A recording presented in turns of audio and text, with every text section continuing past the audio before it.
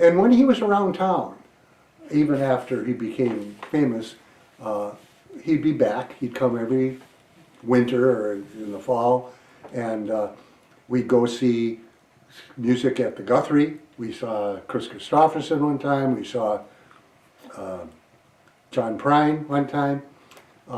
And I'm sure he saw many others. I can't remember exactly. But we would go there. And then there was a concert that Gino and Larry gave at a place called the Cafe Extemp on campus. And Bob was there in the back row, just quiet, sure, you know. But as soon as someone would recognize him, phew, he's out of there. That's just, you know, the way he was. We'd be on the road.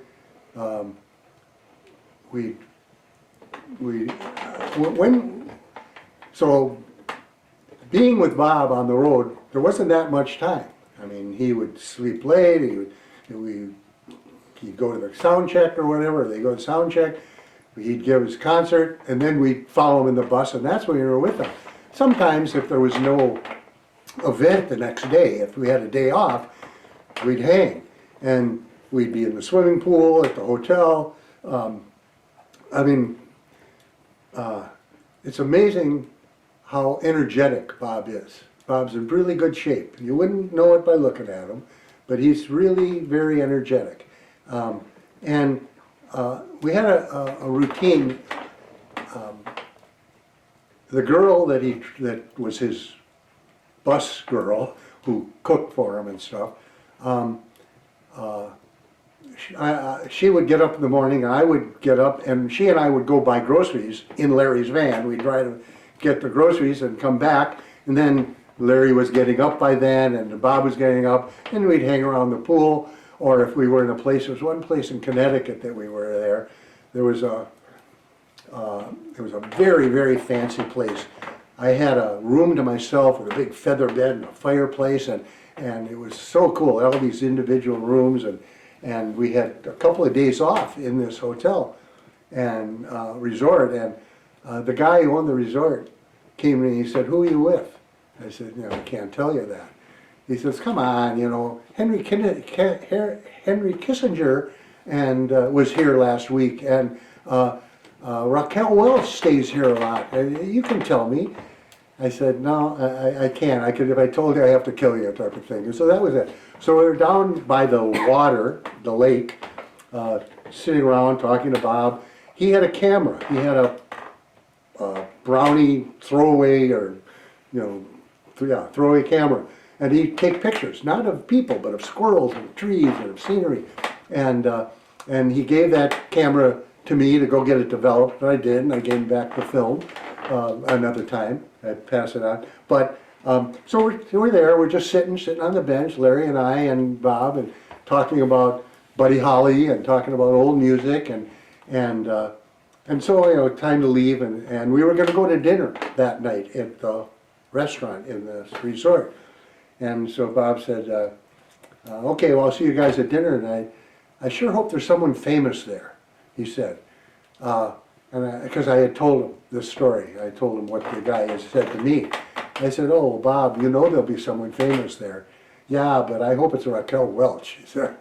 So that was one thing. So then we go to, what made me think of it is we go to the restaurant, and many times we'd go into a restaurant and Bob we'd open up the door and I can't go in there, and he'd shut the door and he'd leave.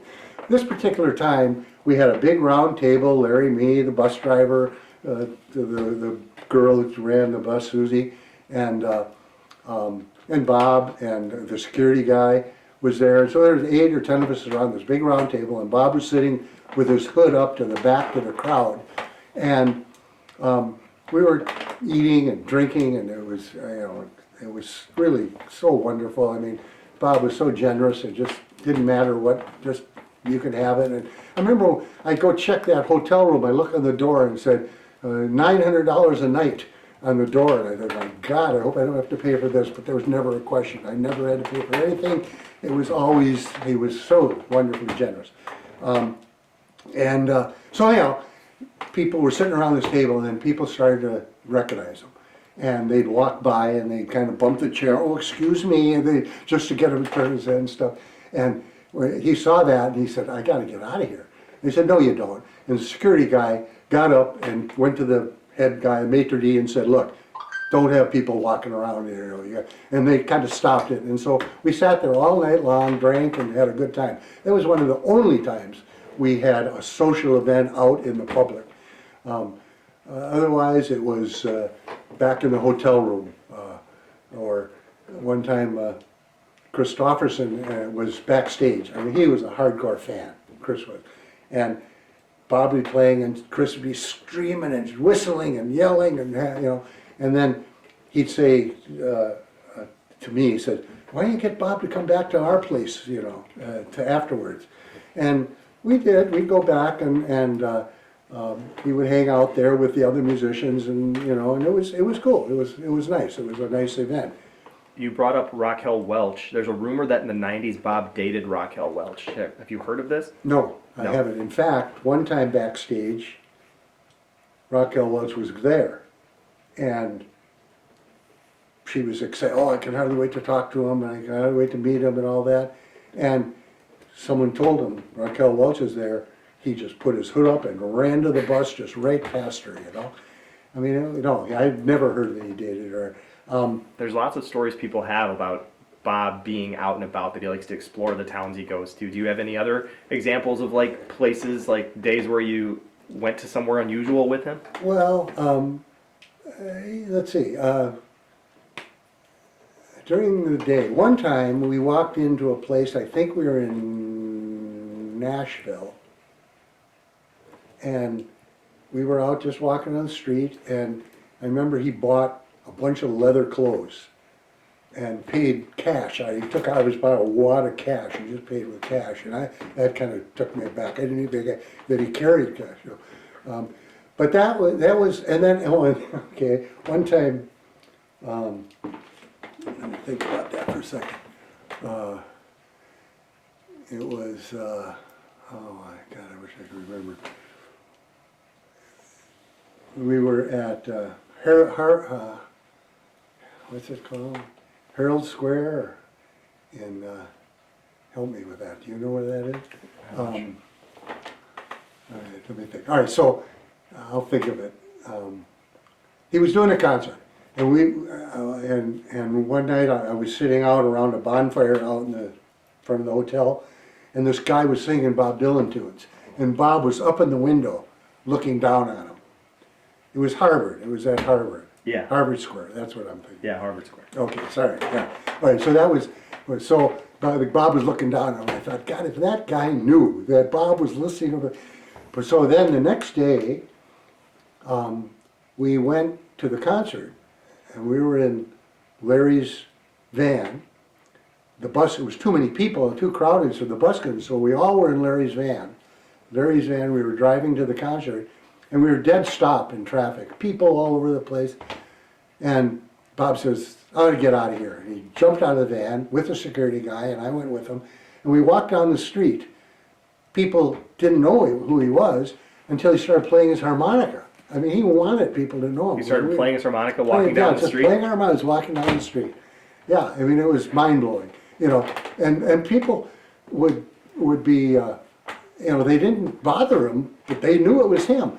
And that was the days before cell phones. If you did something like that, then there'd just be 100 people that the rest of their lives, they'd have to tell that story. Bob Dylan walked by playing the harmonica. Well, they used to, before cell phones, but they didn't allow cameras at his show. If you were caught with a camera, they'd take your camera and rip the film out and give it back to you, They wouldn't let people take pictures. There was one guy authorized, a backstage guy, authorized to take pictures. And so, I mean, I wanted to take pictures, but I couldn't. I knew I couldn't. But then cell phones came about, and there was no stopping it. And the Grateful Dead would encourage people to do it, and Bob would be playing with the Grateful Dead, and so he kind of had to back off on that, He didn't like even being filmed on a screen. He asked me one time, do you think I should put myself up on a screen? I said, yeah, people would love it. They like looking at you close. He never would do that. One time at Coachella, or Old Cella, the one that was with Dylan and the Stones and I think Paul McCartney played Paul that. McCartney and yeah, all, you know, every night was like sick night. Every night was and he was the first night. He was the opening night, and so at the very beginning, he was playing the piano at that time more, and there was a great screen. I mean, the screen was the biggest one I've ever seen. It was like 2 football fields long, and there was great pictures of him, close-ups, playing the piano, his face, and a top-down shot. He was wearing a cowboy hat, top-down shot, looking at him, and I thought, wow, those are so cool. And he kept playing, and then he'd get off the piano, he'd go over and talk to somebody. He'd come back, and he'd play, and go over and talk to somebody. Halfway through the concert, there was nothing but a train, picture of trains going by. He stopped that. He didn't want his picture up there, which is interesting. Yeah, he's very has an interesting attitude about how he's perceived. You know? Yeah. In fact, at concerts, for a while there, he had a bright light behind him where you could just see his silhouette. You couldn't even see him. I thought those were cool. I liked when he did that. And he put mirrors on the front of the stage for a while, Yeah, so if you had a camera, it would just shine your back. flash right back at you. Yeah. A couple more oldies questions. Did you know before he left the Twin Cities that he was going by Dylan? No, I can't say I did remember that. He might have. I know he played around town, and I think he used his name Dylan, but he never was Bob Dylan to me until Larry and he hooked up again, and that was the first time. And how about, he was obviously very into what he was doing at the coffee houses in Dinkytown and stuff. Did you get the sense that he had a bigger mission in mind, that he had that kind of ambition? Oh, absolutely, absolutely. I mean, I got that sense at Herschel Camp. I mean, he definitely had a vision of bringing himself to the public. You know, that's what I really felt. And when he was at the university, at these places, like I say, I'd go to some of these places. There's the place in there was a coffee house on the St. Paul University campus, University of Minnesota campus, that doesn't exist anymore. It wasn't very popular. And I remember being the only person there, and him talking to me, saying, and he'd say, "How does this sound? You know, can you hear my guitar?" You know, and I was the only person there, and he was still very concerned at how things worked. I didn't have a feeling like I was helping a genius at that time. I thought, oh yeah, my friend is kind of curious about how the guitar sounds, you know, and I tell him. But then, when he was playing in front of large crowds, he was much more like he is as he got older. I mean, he was recluse and not facing the crowd, and as soon as he was done, he was under his hood back in the corner, you know. Were you aware, so before he went to New York, in I guess late '60, he went to Denver for a summer. Did you know about that at the time? I didn't know that. I Yeah. don't remember that. I've heard that, of course. Yeah. But then again, you know, he also would tell people that he worked in a circus. Yeah, see, You that know, one definitely wasn't true. But Yeah, the so- Denver thing really happened, but I guess Okay.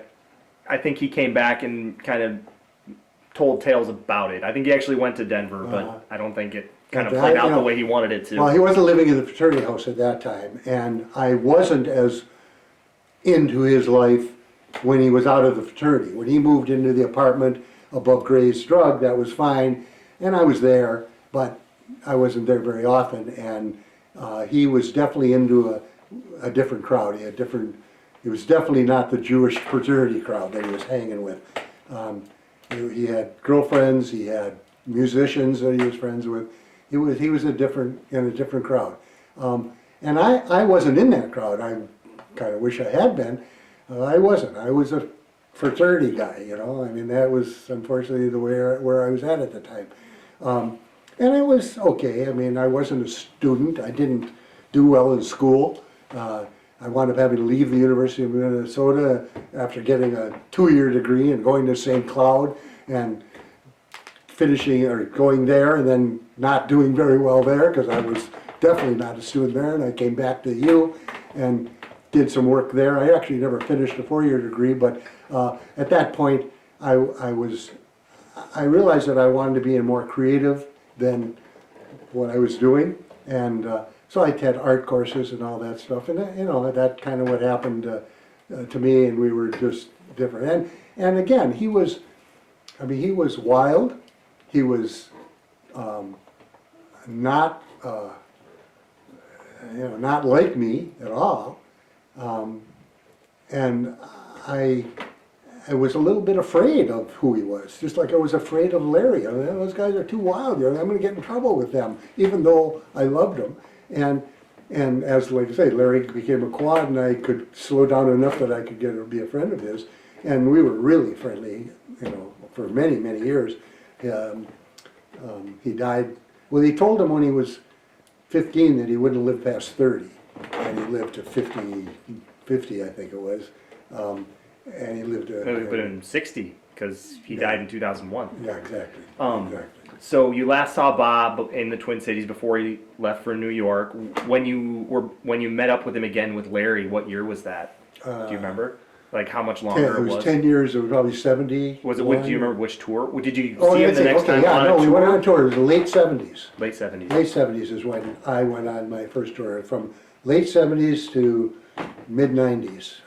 So at that point, Bob hadn't seen you in 18 years. No, So right. did he remember? You must remember, do you? I mean, you Yeah, knew him well, as a kid. he remembered, he did remember me, and he specifically mentioned, he knew Louie, of course. Louie was also involved. Louie's mother and Petey were friends, and Louie, up in Duluth, ran into Beatty, and Beatty said, "Oh, Bob wants to hear from you," and so Larry, and after Bob kind of came back into the scene, Larry and Louie became friends. I even think Louie went to New York one time on his own to hang out with Bob.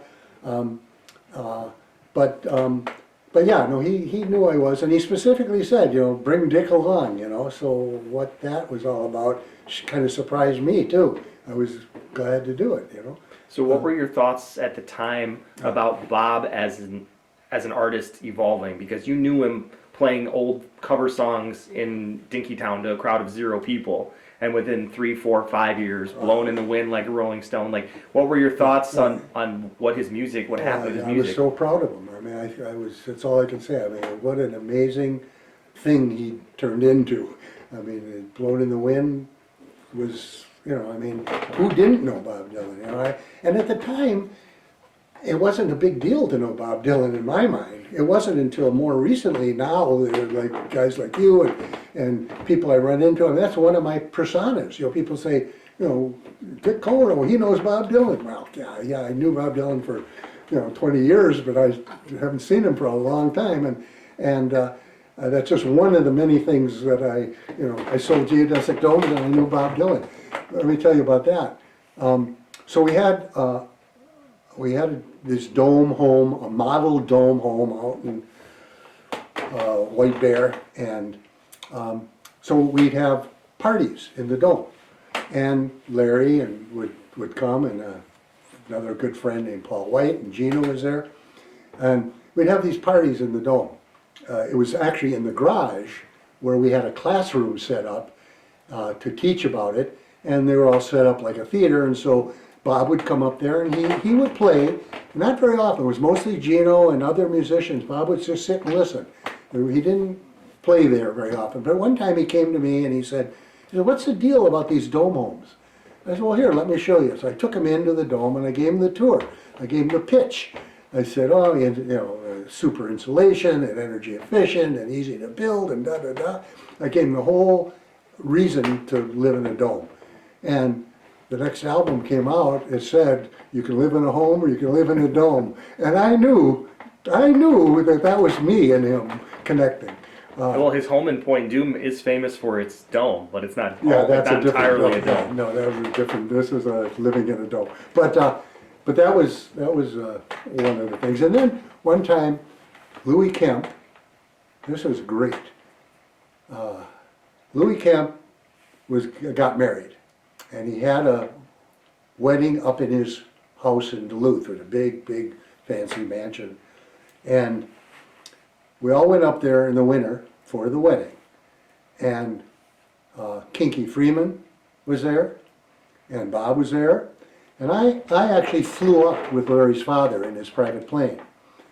flew up to the private plane, and we got there, and we went to the place, and had the wedding and all that, and then it was a reception, actually, and then we all wound up down the basement, in the ballroom, down the basement. Chairs all around the outside edge of the room. And Larry's father said, we're gonna go, let's go. I said, okay, so we went, I didn't know, goodbye to everybody. We go out to the plane, and we couldn't get it started, it was too cold. It was 30 below, and the car, so we came back. We were back downstairs, and Kinky Freeman had started sort of an event where he started playing music and having entertainment and stuff. And then at one point, he said, he took the guitar and he walked over to Bob, and he said, here Bob, you play something.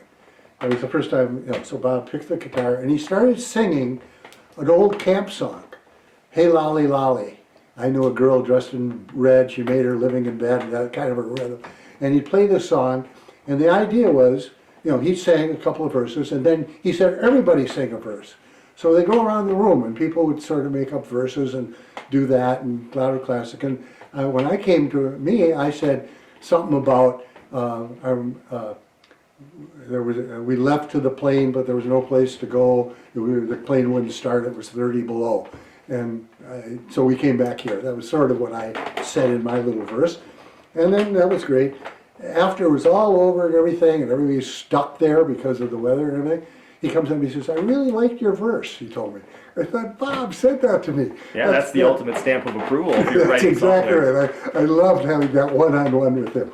I haven't had a lot of one-on-ones. It's always other people around. The story I do want to put on tape is this. So we're out east, and Bob is pulling behind his bus a trailer. And in the trailer he has a couple of motorcycles. And so we're getting up in the morning, and there was nothing, we had no event that night, it was a day off. And Bob was out riding his motorcycles. He was on one, and Susie, the cook, who actually had a relationship with one of the other, Tony Darnay, wound up marrying him. But she was the bus girl, and no, I'm wrong about that. That wasn't Susie. That was another girl. But anyhow, the girl was with on one motorcycle. Bob was on the other, and so Tommy, the bus driver, came up and he said, "Will you help me hang up a punching bag, a body bag, a great big heavy round body bag in the trailer?" Okay, sure. So I go up and I'm helping hold and hooking it up and then pull. And while we're hooking up the bag, Bob pulls up on his motorcycle and gets out of the motorcycle and kind of walks up to the bag and punches it a little bit. And he says, "Dick, do you box?" I said, "No, I don't box." He says, Louie boxes, Louie Kemp. I said, yeah, I know. He's an arm wrestler. He's a strong guy. He says, "You ought to box." I said, "I don't box." He said, "Here, hit the bag a little bit." So I'm punching the bag, and he's holding it like in the movies. He's holding it and I'm punching it. And he says, "How does that feel?" I says, "My hands hurt. It hurt my fist." He says, "Well, here, let's put on these gloves." So he gave me a pair of boxing gloves, great big puffy boxing gloves. And he said, you hit the bag?" I punched the bag again. And I said, "Yeah, no, that's better." He says, "Here, that's too cramped. Let's get out of the trailer." He gets out of the trailer, he puts on a pair of boxing gloves. And he says, "All right, let's do a round. Let's do box around a little bit." I said, "Okay, I'm not a boxer, Bob." He said, "No problem." I didn't know it at the time, but he was a boxer. He actually traveled for a while with a boxing instructor, a guy named Mouse Strauss, who I eventually wound up meeting. And so Bob, was pretty good. He has his own boxing ring in Malibu. Yeah, he was into boxing. Yeah. So he said, "Okay, hit me in the face," he says to me. I said, "Bob," he says, "Come on now, hit me in the face." So, okay, so I'm kind of punch him in the face, and he's doing this, and blocking everything I throw him, he's blocking it. And he says, "Okay, now I'm going to hit you." I said, "Okay, all right, no problem." And so he's doing that, I'm blocking, he showed me how to block, I'm doing the same thing. And he throws me a zigzag punch, punches me, boom, right in the nose. No, it hurt, nothing like that. I mean, this whole thing maybe lasted 10 minutes, the whole thing. And so he says, "Okay, here, now come on, punch me in the face." "Okay, Bob, I will." And so I threw him a zigzag and I popped him in the nose, just like he taught me. And then he says, oh, you know, you okay, everything's okay and everything. And so that was my one-on-one with Bob that nobody else ever had, I don't think. I mean, it was really special. And for all I know, I don't know, maybe he wanted to punch me, you know, but he really didn't. I mean, he just wanted to have a little exercise and move around. My left arm hurt for 2 years afterwards. It was terrible. Do you know about what year that was? No, No. it was probably in the late 80s. Okay. I'm bad with years. I mean, you know, I have to look at my Bob Dylan T-shirts to see what tours I'm on and what years they were. Right. And I gave all my Bob Dylan shirts to my son, who now has them on display in his house. So I get to see him every once in a while. But no, that was one story. I really wanted on tape. I actually gave that same story at the Dylan Museum. I gave an interview and wanted to put that on tape. Not that Bob would be so happy about it, but I'm proud of it and I loved it.